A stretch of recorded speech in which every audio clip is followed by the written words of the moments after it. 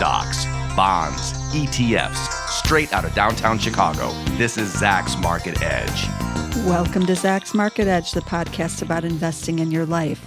This week, I'm joined by Zach's Director of Research, Shiraz Mian, to talk about what clues we can get from looking at the earnings season. Second quarter earnings season is just about to start officially, I guess. It's kind of already started, but we haven't had that official Dow component lift off yet from the big banks.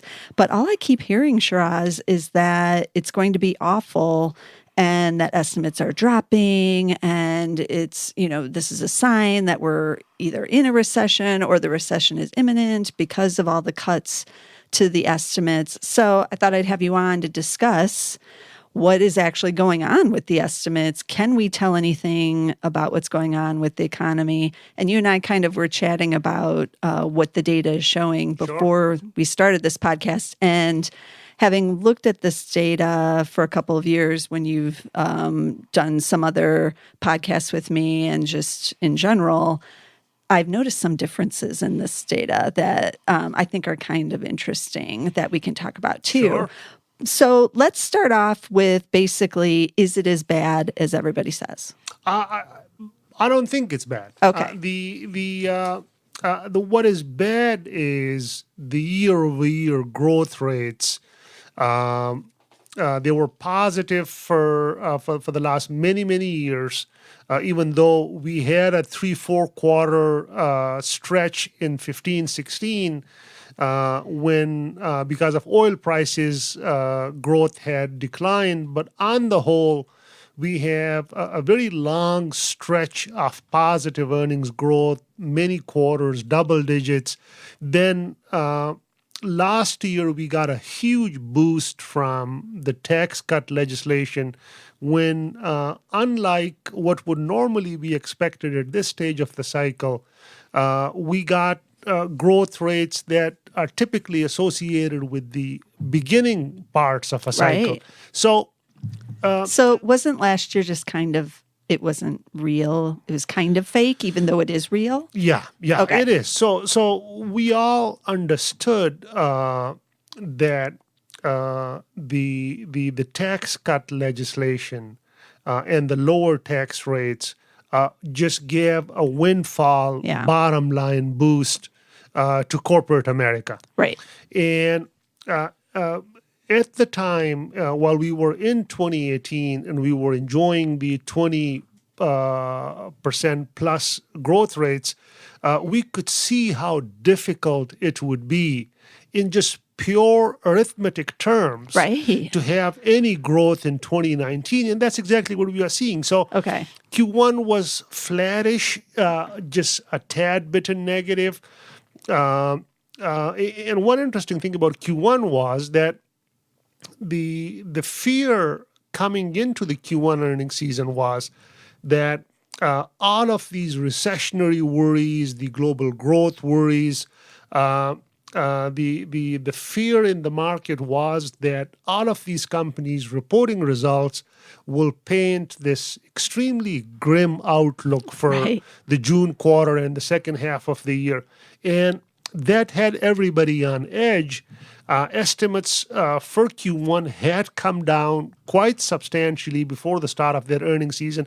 And in the actual results, while not great, had none of that fear factor.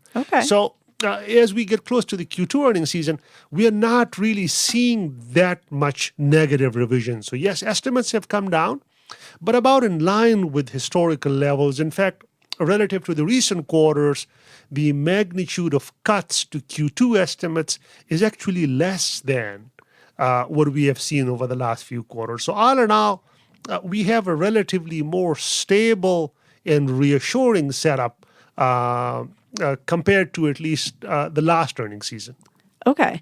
Some of this, what you were saying, reminds me of the retail, like a company, a retailer that's doing really well on its same store comparables. Yes. So it has like double-digit comps for a couple of quarters, and then you get to the next year. That's right. And it's really, really difficult to do 10% and then another 10% That's right. growth the next year. So if you have 23.3% growth in earnings for 2018. That's right.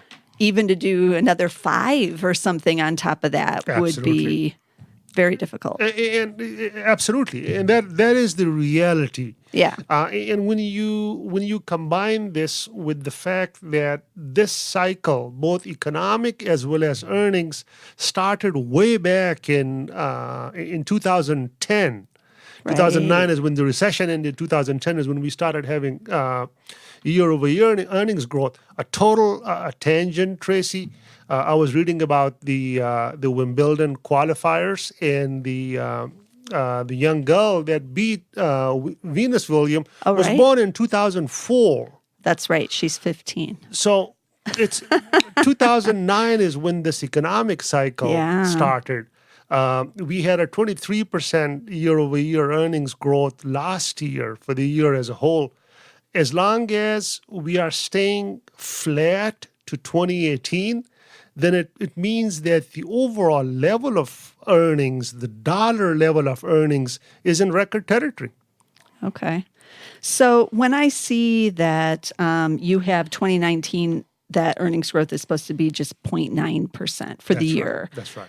When I see that, and then I look at what you have for 2015, 2016, which was an earnings recession. So as you described, because of then what was going on with energy. So 2015, it declined just 0.3%. And then 2016, it was at 0.8, which is similar to what we see for 2019. But that earnings recession didn't put us into an overall recession, obviously, because we're still going here. Right. So how do we look at this one that's not so great either? Because this is what I'm hearing, like, oh, it's only, barely any earnings growth. It's a sign, but it wasn't a sign the last time. Yes, I think the using the specific term of a recession. Yeah. For any back-to-back periods of declines in the growth rate is by itself a little misleading. Okay. Recession has implications in the aggregate economic terms when the broader economy is going down. Right.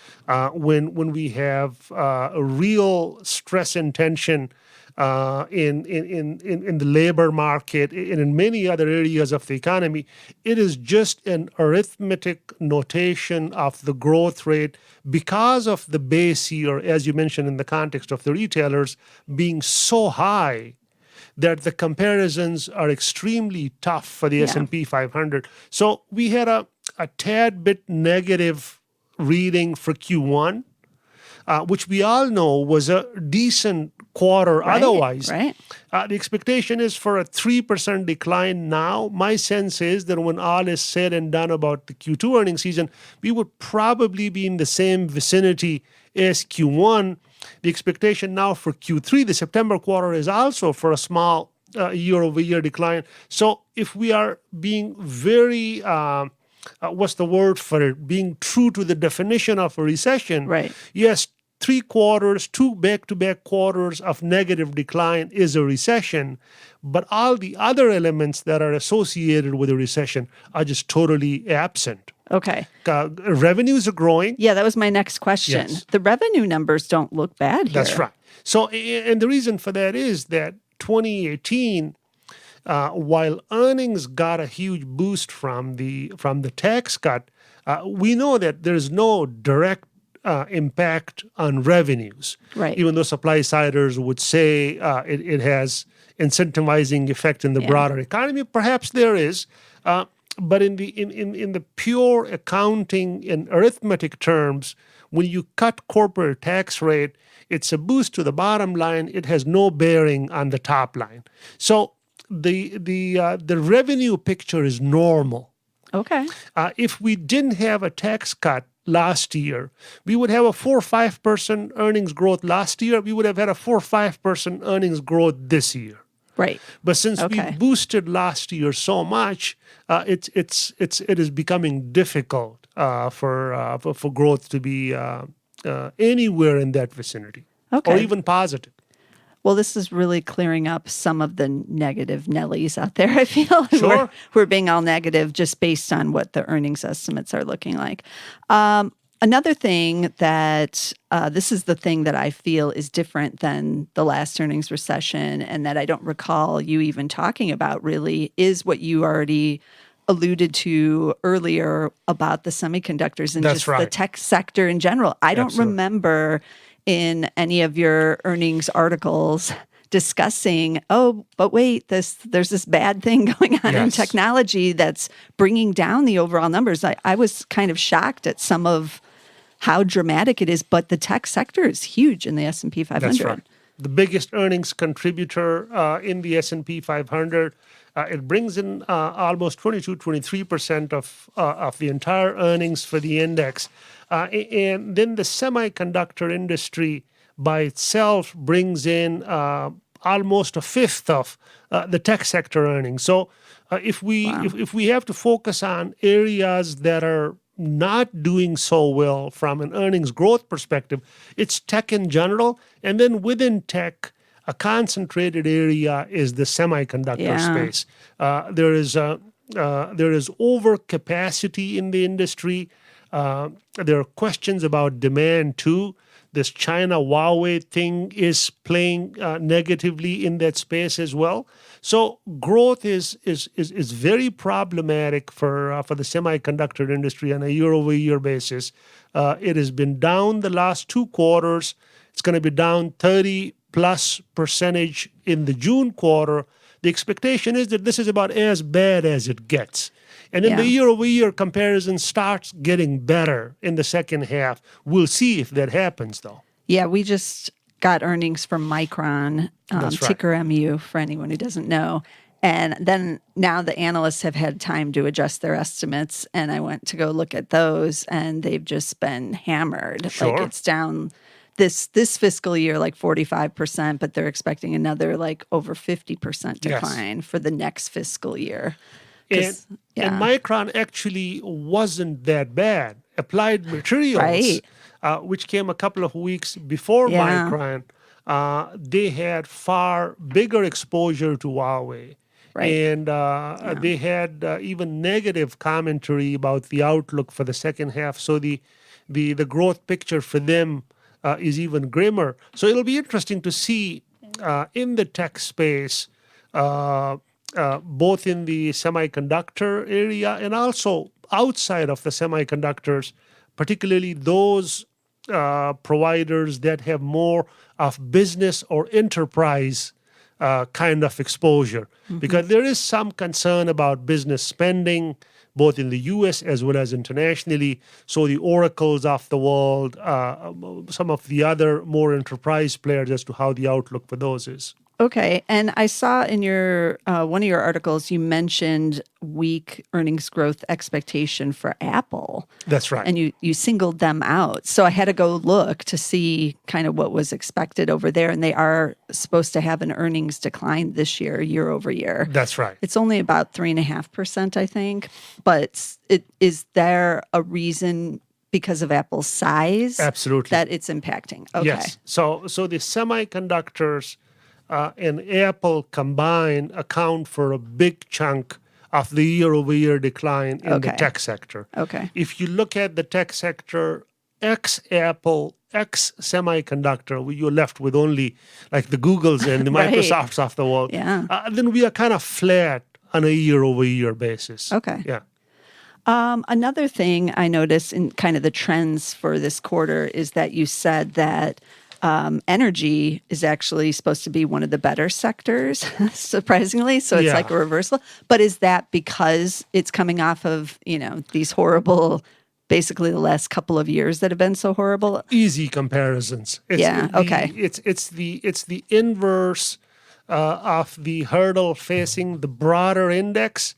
They have the inverse situation of that. So this time last year, the performance of the sector in terms of the total dollar level of earnings was so low that in comparison to that, it looks a lot better. So it's positive. There's no one sector that really stands out in terms of growth, but a middling positive is what we are expecting in terms of growth rate for the energy. Is energy the smallest sector now? It isn't the smallest sector. We, as you know, have a relatively different classification than the official Standard & Poor GICS. So we have a sector for transportation, a sector for construction, a sector for the conglomerates. Energy is bigger than those. But it's nowhere near what it used to be back in the 80s. Yeah. And what about finance? You said that that's supposed to be positive this year, or this quarter at least, up 3.2% on earnings. Is that kind of muddling through? It's just muddling through, and it's a victim of all the forces that the market otherwise likes. So the expectation from the Fed of the cutting once or twice or as many times, and this overall environment of very low interest rates. That's been a big reason for, at least on the traditional banking side, to keep their margins in check. And then beyond the traditional banking, even though on the equity side, there has been a lot more deals on the IPOs and also in the M&A side, loan growth has not been as robust as one would expect at this stage of the cycle. So finance is doing okay. It's not doing great as it should have been doing at this stage of the cycle, but it's not dragging down the broader index either. Okay, let's switch over to the small cap S&P 600 index, because we track that too, but it is harder to track the earnings and the estimates for the small caps. But that's expected to see a big decline as well. That's right. And it's the same year-over-year comparison issue that's dragging down their large cap peers that's at play with the small caps as well. So it's essentially a story of tough comparisons that we have for the S&P 500 as a whole. And it does look like the small caps saw a decline of 18.5% in the first quarter. I didn't realize it was that big. That's right. And it's only expected to be 8.8%. So maybe it's possible that it turns positive. Okay. That's right. Yeah. The 18% decline that we have for Q1 was a lot bigger before the results had come out. So, as is typically the case, actual results turn out to be better than estimates, and that improves the growth rate. So that's what will happen with the S&P 500 expectations too. So earnings are expected to decline about 3%. When all is said and done, we'll probably be close to the flat line. Okay. Now, what about valuations on the S&P 500? We've been hearing, and every time we hit a new high in the S&P 500, it seems like all the bears come out and say, oh, they put up a chart of it soaring, and oh, the valuations, it's the most expensive market in history, and all this stuff. They put out all these, extreme statements. But if earnings are, back on, this is the bottom, and they're back to seeing some growth as it stands for right now going forward, then valuations might not be so bad. They're not bad. So two things. You point out to the earnings plateauing this year and then resuming growth 2020 and beyond. And on top of that, the valuation is not just a function of earnings, it's also a function of interest rates. So if interest rates are as low as they are, then a 16, 17, 18 times multiple for the index as a whole is by no means expensive. Right. When people talk about the current multiple for the forward 12 months or the current year or next year, being high in historical terms, they are comparing multiples from periods when interest rates were much higher. Right. So when you take a view of the full picture, and you keep in mind how financing costs are low, then valuations look fairly reasonable. Every time Warren Buffett is interviewed on CNBC, somehow it brings up like, oh, is this a bubble? What about valuations? And he almost always answers, well, look at interest rates. That's right. As long as they're this low, Absolutely. I want to own stocks. Absolutely. So Yeah. that fits right in with that. Okay, so maybe we should finish up with just a little bit of talk of where maybe some investors should be looking this quarter. Is it still the play because of the trade issues that I want to go smaller domestic, or could some of these big international companies be back in play? Although we've had some already reporting, Sure. and it's been a little rocky with That's a couple of them already. So we've had maybe 24 or a dozen S&P 500 companies Have report already? That's right, about 20. And do we get any clues about kind of where we might want to be investing? It's hard to tell. My personal advice is that these big macro aggregate questions are hard to figure out for anyone. Who knows what will happen with trade? Who knows what will happen with the economy? As long as you stay with companies that have good, sustainable business models that can bring in the revenues period after period, and that have stable demand for their services, you should do fine. So, Okay. Adobe, if somebody looks at its performance chart, it's hovering around its 52-week high. But I was telling someone yesterday that it has been doing that for weeks and weeks and weeks for the last many years. Exactly. It continues to make 52-week high, and the reason for that is it's the growth in its business and the level of demand for its services. So that's a more mature transition to the cloud. There are others that are on the way there. Right. Oracle has been struggling with it. Right. It hasn't had as much of a run-up as you have had with other technology companies.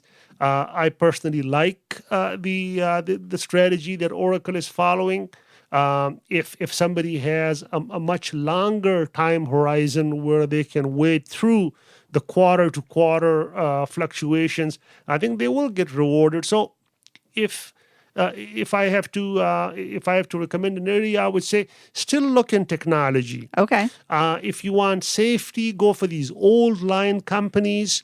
Like a McDonald's. What do you think about ones like that are trading also at their new highs? Absolutely. I think they have compelling business models. Even if the going gets tougher for these guys, companies that are blue chippy otherwise, strong finances, good balance sheets, they will be the one they'll gain market share, and they'll continue to grow and will continue to reap the opportunities that a downturn will present for them. Right. So you have that on the consumer side. You have that in the technology too. You have the Intels and the Ciscos and the Microsofts of the world. They're not as glamorous as some of the newer fangled companies, but these are stable companies. They pay dividends, at times even growing dividends, and those are good companies to have. The banks are very good too, Tracy. Yeah, Goldman they just Sachs, raised dividends. They just raised dividends. Goldman Sachs, it appears to be becoming kind of a utility. I know. So I'm kind of shocked by the developments of Goldman. That's right. so it's these dividends eventually add up. They do quite a fair amount of the total return. They do. And you might be surprised, or maybe not, to learn that millennials are really into dividends. They That's like good the to know. REITs even. They're buying those. But if you can get a tech stock with the dividend, that's why a stock like Apple is popular. That's right. Because that's pretty, they're buying back and they're paying. That's right.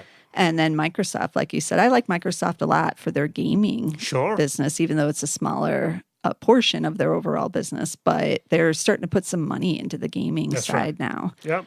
So yeah, there's a lot going on out there. Okay, so let's recap some of the tickers we talked about today. We had Micron. We did talk about them, MU, but their earnings estimates going the wrong way with that one right now.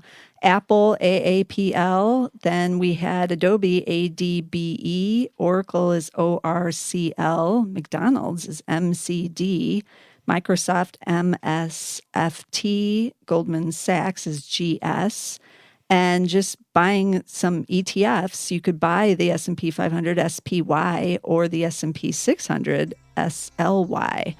But as always, be sure to subscribe here at the Market Edge so that you don't miss a single episode, because we're going to be talking about all these things going forward for the second half of this year. And as always, the R word is on everybody's tongue. So I'll be having more episodes on the recession. So you don't want to miss a single one. You can get us on Apple Podcasts, and you can get us on SoundCloud, and we're now on Spotify. But be sure to get us somewhere, and I'll see you all again next week with some more stocks.